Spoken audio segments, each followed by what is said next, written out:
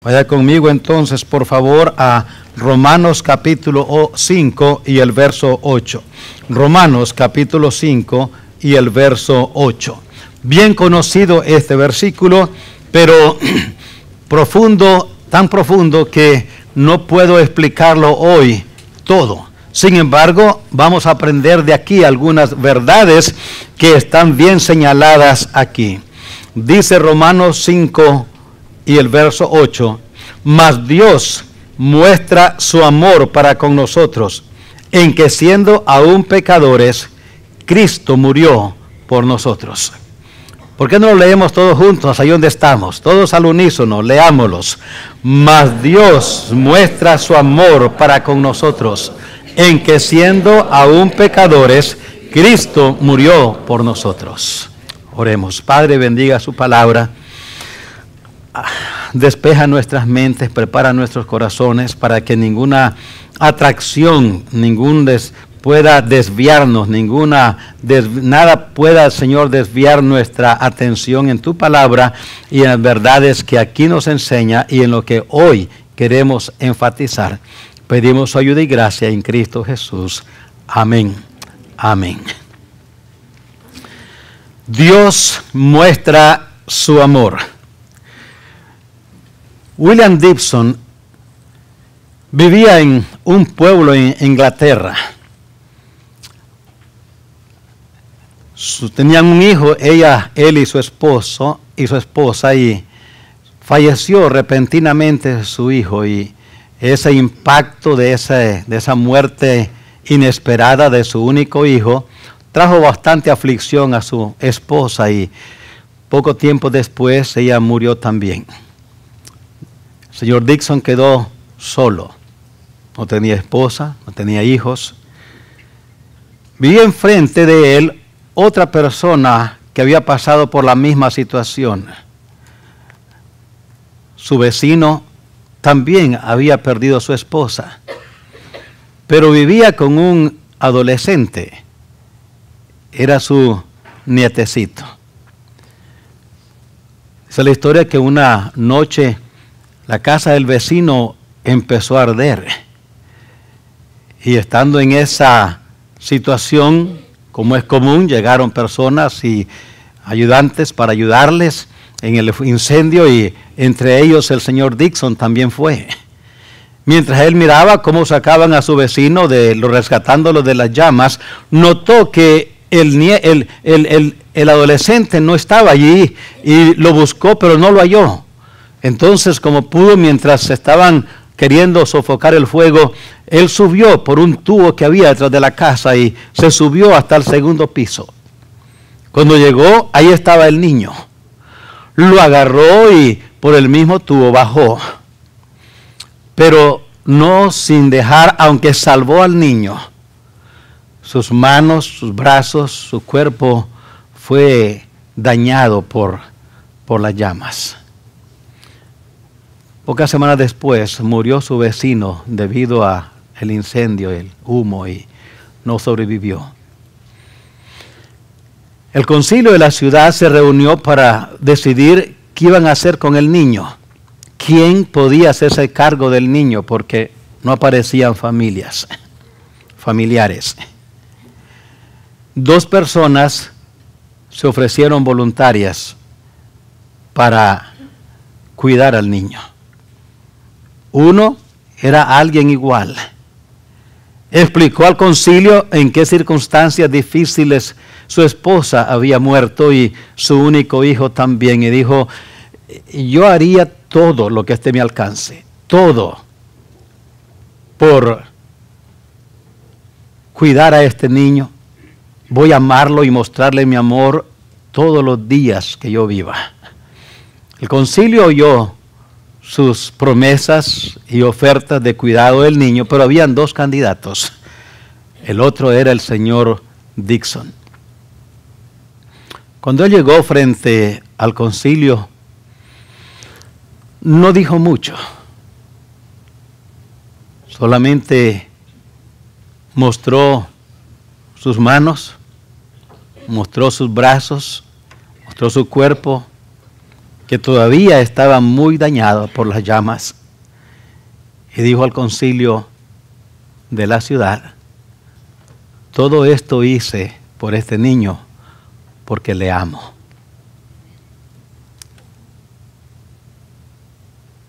Fue todo. El concilio se reunió para decidir a quién de los dos daría el niño. Y ya era obvio, el niño se iría con William Dixon. Dijo el concilio: la primera persona hizo muchas promesas de amar a este niño, pero este señor nos mostró las pruebas de su amor por este niño. Él debe ser el que se quede con el niño. Nuestra escritura dice: mas Dios muestra su amor para con nosotros. La escritura no dice: mas Dios promete, mas Dios nos asegura. No, la escritura dice: mas Dios muestra su amor para con nosotros. Noten en esta porción la persona que ama. La persona que ama es, dice nuestra porción, Dios. Dios muestra su amor. El amor de Dios es incondicional. Incondicional. Dice las Sagradas Escrituras de la siguiente manera en 1 Corintios capítulo 13 y el verso 4. 1 Corintios capítulo 13 y el verso 4 dice que el amor, y aquí está hablando el amor específicamente y especialmente el amor de Dios. El amor es sufrido, es benigno, el amor no tiene envidia, el amor no es jactancioso, no se envanece, no hace nada indebido, no busca lo suyo, no se irrita, no guarda rencor, no se goza de la injusticia, mas se goza de la verdad. Todo lo sufre, todo lo cree, todo lo espera, todo lo soporta. Cuando Adán y Eva pecaron, lo primero que hizo Dios es hacerles una pregunta. Les dijo: Adán, ¿dónde estás?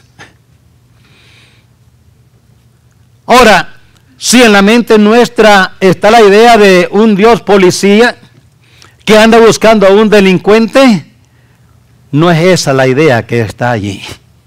La idea que está allí en esa pregunta: Adán, ¿dónde estás?, no es de un Dios que quiere condenar, sino un Dios que busca a un ser que necesita ayuda y quiere ayudarle. Por eso lo primero que hizo cuando se encontraron es mostrarle cómo podía tener otra vez la relación con Dios que el pecado le había quitado. El amor de Dios es incondicional, pero también el amor de Dios es incomprensible. Incomprensible. Note lo que dice Efesios capítulo 2 y el verso 4 en adelante. Efesios 2 y el verso 4 dice: pero Dios, que es rico en misericordia, por su gran amor con que nos amó, aun estando nosotros muertos en pecado, nos dio vida juntamente con Cristo. Por gracia sois salvos. En Marcos capítulo 15 y el verso 34 tenemos la ocasión cuando el Señor Jesucristo estaba colgando en la cruz. Y mientras estaba en la cruz, Él habló 7 veces en la cruz. La cuarta vez, dice, está registrada allí en Marcos capítulo 15 y el verso 34.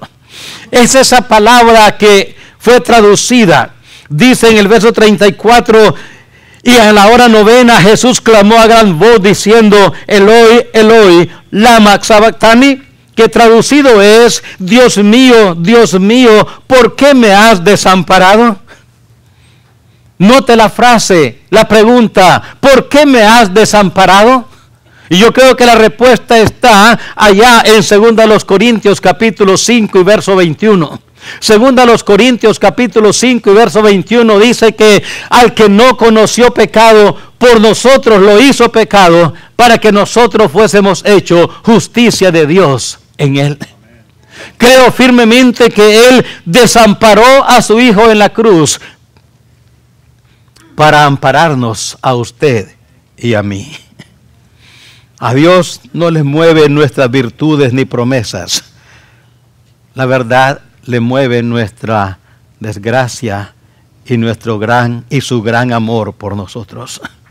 El amor de Dios, la persona que ama es Dios. El amor de Dios es incondicional. El amor de Dios es incomparable. Pero el amor de Dios también es infinito. Jeremías 31:3 dice: con amor eterno te he amado. Eso es Jeremías 31:3. Con amor eterno te he amado, por lo tanto te he prolongado mi misericordia.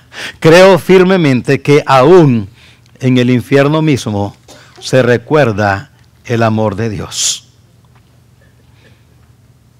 Dice Efesios capítulo 3 y el verso 17 nos dice una frase muy preciosa. Dice Efesios capítulo 3 y el verso 17.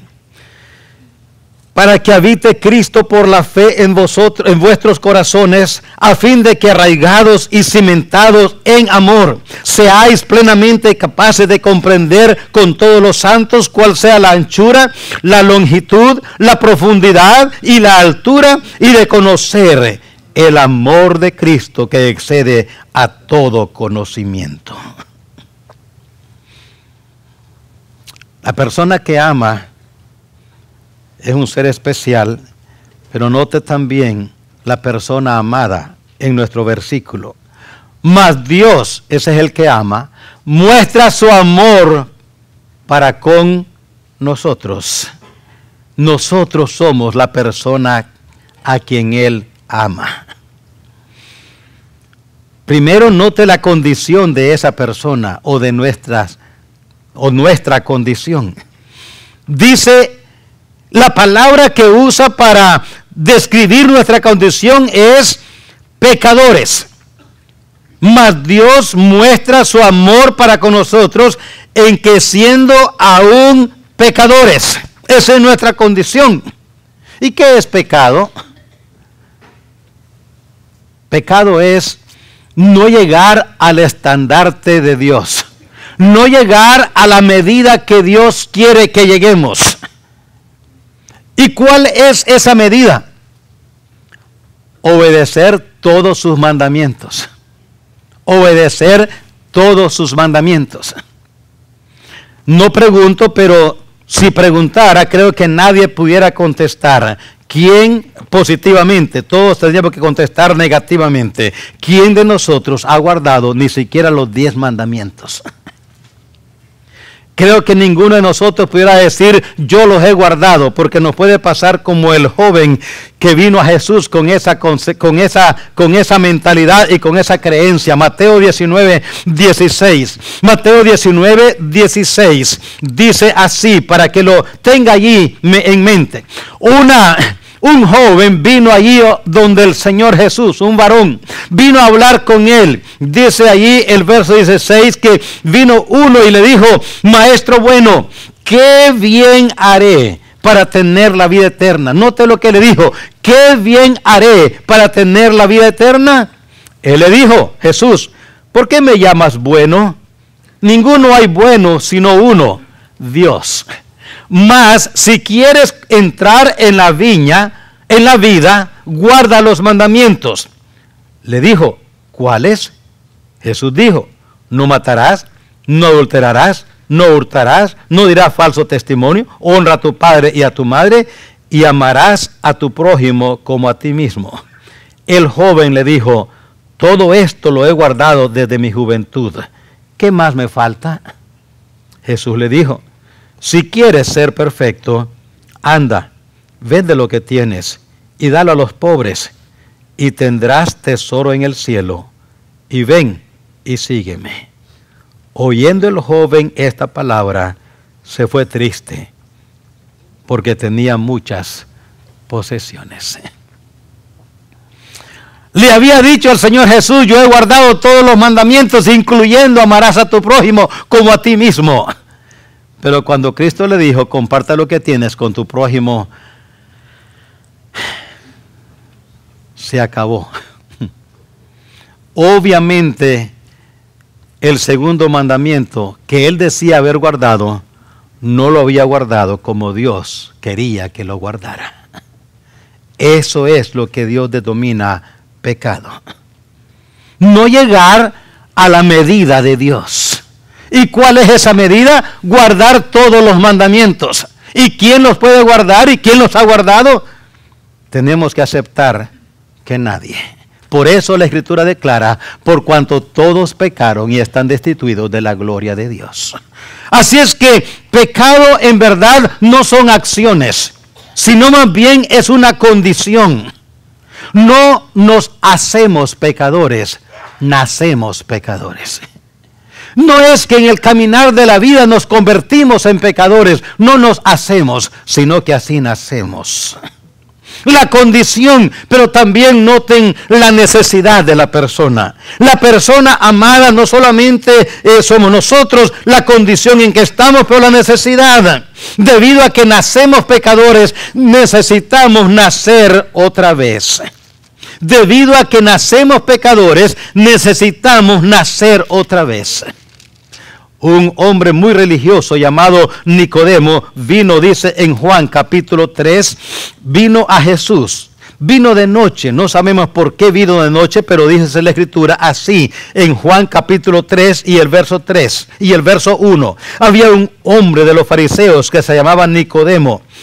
Fariseo es una persona muy religiosa, era un principal en los judíos, era un maestro. Este vino a Jesús de noche, no sabemos por qué, pero vino y le dijo esto: Rabí, sabemos que has venido de Dios como maestro, porque nadie puede hacer estas señales que tú haces si no está Dios con él. Ahora sabemos, ¿sabe de quién está hablando Nicodemo? Está hablando de él es rabí, Jesucristo es un rabí, y le dice: tú eres rabino, yo soy rabino. Tú y yo sabemos que tú vienes de Dios, porque nadie puede hacer estas cosas que hace si Dios no está con él. Cristo, entendiendo eso, que está hablando, como decimos nosotros, de tú a tú, le dice: Nicodemo, lo que tú estás pensando no es así. Verso 3, respondió Jesús y le dijo: de cierto te digo, que el que no naciere de nuevo no puede ver el reino de Dios. Nicodemo entendió lo natural. ¿Cómo es posible que uno siendo viejo nazca otra vez? Y Cristo le explica en el versículo 13 y 14 que Él no está hablando de nacimiento natural, está hablando de un nacimiento espiritual. Por eso le dice lo que le dice en el verso 13 y el verso 14. En el verso 14 le dice: como Moisés levantó la serpiente en el desierto, así es necesario que el Hijo del Hombre sea levantado. Le está diciendo Nicodemo: recuerda la experiencia allá, tú la conoces, eres un maestro. Recuerda lo que sucedió con el pueblo cuando vino serpientes venenosas y los mordían.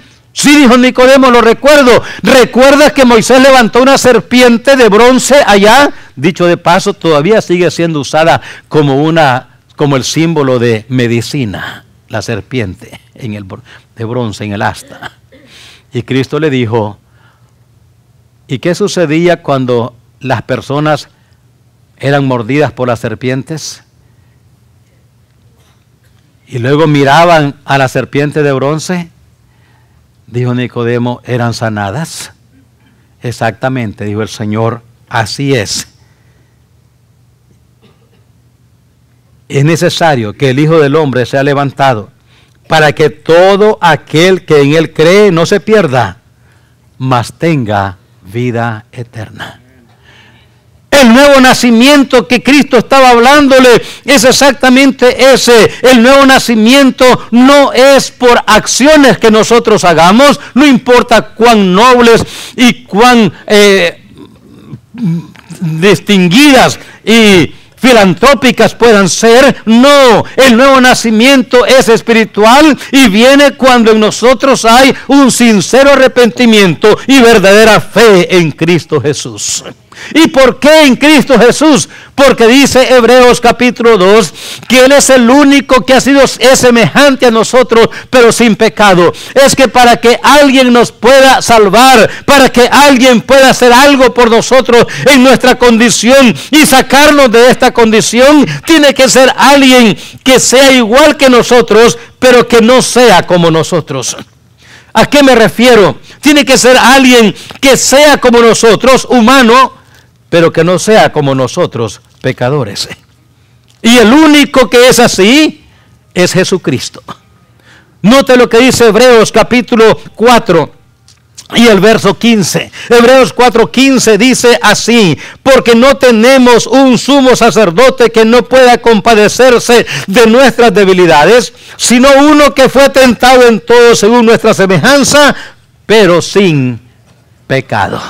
Y debido a eso, acerquémonos pues confiadamente al trono de la gracia. ¿Por qué? Porque ahí hay uno que es semejante a nosotros en todo, pero sin pecado. Allí está uno que fue exactamente como nosotros, exactamente, que se identificó con nosotros en sed, en hambre, en cansancio, en dolor. Se identificó con nosotros en todo menos en una sola cosa, en nuestro pecado. ¿Para qué? Para poder salvarnos, para poder redimirnos, para poder pagar en la cruz nuestro castigo y poder entonces reconciliarnos con Dios. Reconciliarnos nos ilustra aquella historia que les he contado otras veces, creo, de aquel padre y aquel hijo que habían chocado con mucha violencia, chocaron, se enojaron, pelearon, se dijeron de todo. Y tanta violencia hubo en esa discusión que el hijo se levantó y dijo: jamás vuelvo a esta casa y jamás voy a volverte a ver. Le dijo al papá: jamás miraré tu rostro, te mueres y no te voy a ver, asegúrate que jamás te mire. Y se fue. Pasó años y la mamá se puso grave, a punto de morir. Y entre lamentos y dolores le dijo a su esposo: ¿harías una última cosa por mí? Dijo él: lo que quieras. ¿Qué puedo hacer por ti? Dime qué hago. Dijo ella: ¿pudiera buscar a nuestro hijo? Búscalo, encuéntralo. Quiero verlo la última vez. Dijo él: voy a hacer lo que pueda, yo no sé dónde está. Así es que anunció por radio, por televisión, por todos los periódicos, a ver dónde podía estar. Y encontró. El hijo miró la noticia y dijo: voy a ir. Y así fue. Se dispuso a ir, no más que el día que llegó. Y se acercó, el papá lo miró venir y abrió todas las puertas de la casa y se salió por la puerta de atrás. Cuando el hijo entró, el papá estaba allá atrás, que no quería ver al hijo. Como es normal, el hijo llegó donde su mamá, abrazó, la besó, lloró con ella y por ella. Y la mamá le dijo: hijo, yo quiero pedirte un último favor. Se dijo: mamá, ¿qué puedo hacer? Dijo: tu papá se salió por esa puerta. ¿Podrías ir a buscarlo? Dile que venga, quiero verlo. Era difícil, pero era su mamá, estaba muriendo. Se salió por esa puerta, fue, halló a la mamá y le dijo: ven. Ahora ahí estaba él, ahí estaba el hijo, estaba el papá, la mamá estaba en cama. Y como ella pudo, extendió su brazo y agarró al papá de la mano, su esposo, extendió su oso brazo y agarró al hijo de la mano y los trajo. Ninguno de los dos quería resistir a no, porque pues era la mamá, era el esposo y estaba muriendo. Y los acercó. Estando allí con ellos ya cerquita, puso la mano del padre sobre la mano del hijo Y mientras los sostenía los dos allí, murió. Cuando quitaron la mano, ya su mamá había muerto. La esposa había muerto. Esa es la historia que allí, frente al cadáver de su mamá y de la esposa, el papá y el hijo se reconciliaron. Nunca pelearon más. Él no se fue más. Y el recuerdo que les quedó es que el día de la muerte, su mamá, la esposa, los reconcilió. ¿Sabe qué Cristo hizo en la cruz? Exactamente eso. Murió con sus brazos abiertos, con un brazo, como es Dios, alcanzó el brazo de Dios. Como es hombre, alcanzó el brazo del hombre y los trajo, y en la cruz los reconcilió. El ser amado ahora es la responsabilidad. El ser amado es ahora la persona amada. No solamente tiene una necesidad, pero también tiene una responsabilidad. ¿Cuál es la responsabilidad? Allá en Lucas capítulo 23 tenemos allí el relato cuando Cristo estaba en la cruz. Él fue crucificado en medio de dos malhechores, dice la Escritura. Allá en Lucas capítulo 23 y el verso 39, dice que allí estaban los dos malhechores, uno a la derecha y uno a la izquierda de él. Y dice allí en el verso 39, dice lo siguiente de Lucas capítulo 23. Y uno de los malhechores que estaban colgados, le injuriaba diciendo: si tú eres el Cristo, sálvate a ti mismo y a nosotros. Respondiendo el otro le reprendió diciendo: ¿ni aún temes tú a Dios estando en la misma condición? Nosotros a la verdad justamente padecemos porque recibimos lo que merecieron nuestros hechos, mas ningún mal hizo. Y dijo a Jesús: acuérdate de mí cuando vengas en tu reino.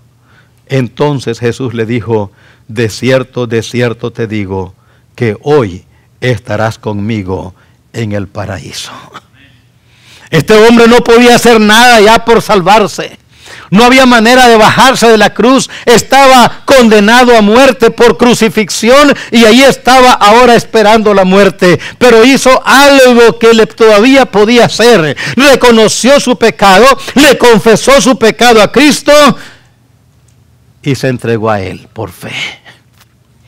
El otro decidió seguir injuriando, pero este malhechor arrepentido y creyendo en Cristo, nació otra vez en la cruz. Somos responsables de nuestras acciones. Por eso es que decimos que Dios no condena a nadie. Uno se condena solo. Eran dos malhechores.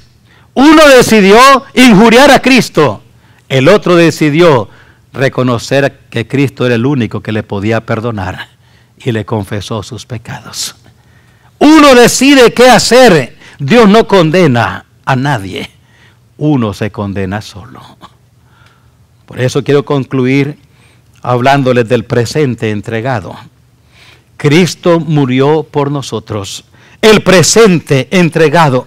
El presente entregado, el regalo, es para sustituir.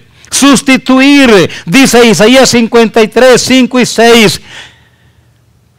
Todos nosotros nos descarriamos como ovejas, dice el verso 6. Cada quien se apartó por su camino, mas Jehová cargó en él el pecado de todos nosotros. El regalo, el presente, es para sustituir.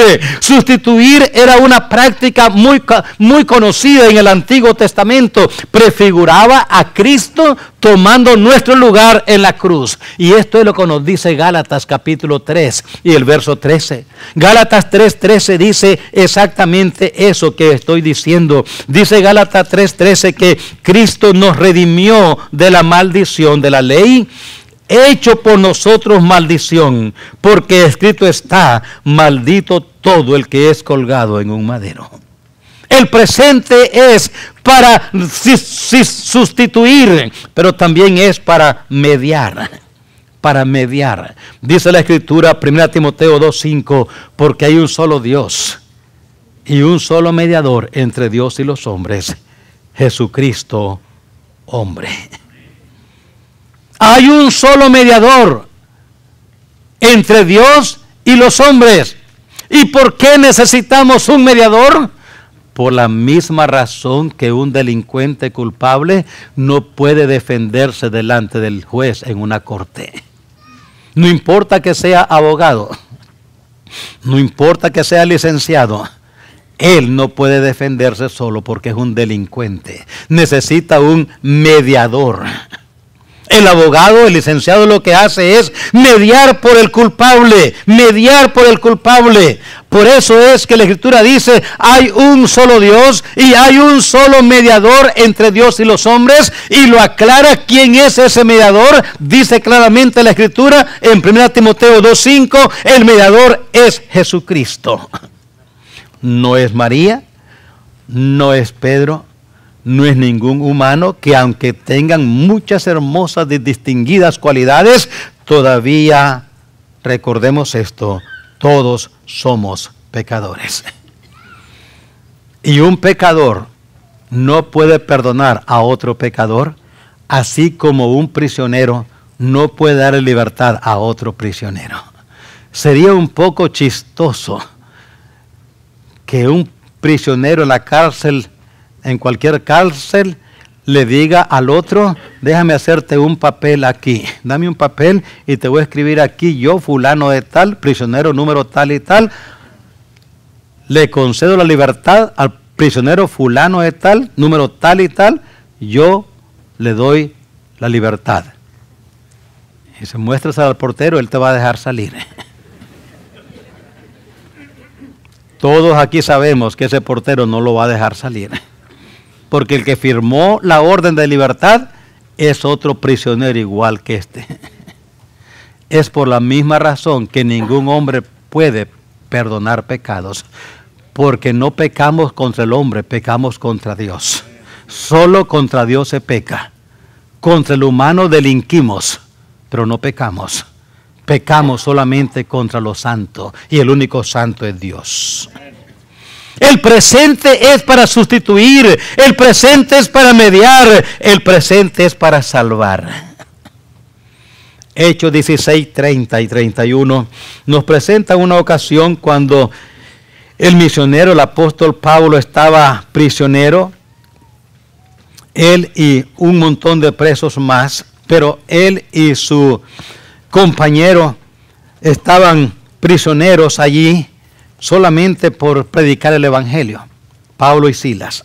Pero quiero que noten Hechos 16 y el verso 30. Sucedió algo que fue sobrenatural, un terremoto. Las cárceles, las puertas se abrieron. El prisionero entonces pensó que los prisioneros se habían escapado. El guardia, el soldado romano que vigilaba, dijo, se fueron los prisioneros, mejor me voy a matar. Porque la ley romana decía que si un prisionero se escapaba, el soldado encargado de cuidarlo tenía que matarse también. Era vida por vida. Cuando el soldado se iba a matar, Pablo le habló y le dijo, no te hagas daño, todos estamos aquí. El prisionero, el soldado impactado entonces le hizo esta pregunta en el verso 30 de Hechos 16. Sacándoles les dijo, señores, ¿qué debo hacer para ser ¿qué? Salvo? Y note la respuesta de Pablo. Ellos, Pablo y Silas, le dijeron, cree en el Señor Jesucristo y serás salvo tú y tu casa. De la misma manera que aquel malhechor que fue crucificado a un lado de Cristo no podía hacer nada por salvarse a sí mismo, no podía bajarse, no podía ir a un templo, no podía bautizarse, no podía dar a nada, no podía hacer nada por salvarse. Estaba colgado en una cruz y no podía bajarse de allí. Cristo le dijo, por tu confesión, por tu reconocimiento y por tu fe en mí, hoy estarás conmigo en el paraíso. Aquí está otra condición igual, excepto que este hombre era un soldado. Podía ir al templo, podía ir al sacerdote, podía hacer alguna buena obra. Pablo y Silas no le dijeron, ve y muéstrate al sacerdote, ve y habla en el templo, haz esto o aquello. Le dijeron nada más una sola cosa: cree en el Señor Jesucristo y serás salvo tú y tu casa. Queridos oyentes, Cristo es el único sustituto para el humano. Es el único mediador entre Dios y los hombres. Es el único remedio que sana esta horrible enfermedad que se llama el pecado. Es el único alimento para nuestras almas. Cristo es la única fuente de verdad, el único salvador, el único fundamento. Dios no nos dice en nuestra porción qué es lo que Él va a hacer para mostrarnos su amor. Dios, como el señor William Dixon, nomás muestra su amor para con nosotros, en que siendo aún pecadores, Cristo murió por nosotros. Ahora es nuestra responsabilidad. Dios ya hizo lo que Él únicamente podía hacer. Y ahora es nuestra responsabilidad hacer lo que únicamente nosotros podemos hacer. Y que es decidir qué haremos con Cristo. O bien le decimos, qué bueno lo que has hecho, salva a otros. O bien le podemos decir, gracias por amarme, yo soy ese pecador. Yo soy esa persona que necesito un mediador, necesito un salvador, porque un día usted y yo vamos a morir. Cuando estemos delante de su presencia, hay una sola pregunta que Él va a hacer: ¿qué hiciste con mi hijo a quien yo di para que te redimiera? ¿Te entregaste a Él o lo rechazaste? Él no nos obliga a entregarnos, pero como Adán nos pregunta, ¿dónde estás? ¿Dónde estás? No para condenarnos, sino para redimirnos, para perdonarnos, para reconciliarse con nosotros. Pero esa es nuestra decisión. Muchos de los que estamos aquí ya tomamos esa decisión, nos hemos entregado a Cristo. Pero querido oyente, yo no sé si usted ya lo ha hecho. Si no lo ha hecho, ¿por qué no lo hace este día? ¿Qué le impide que lo haga? Como aquel malhechor en la cruz, dígale, yo reconozco que por mi pecado estoy en esta condición. Acuérdate de mí. Perdóname. Me entrego a ti. Oremos.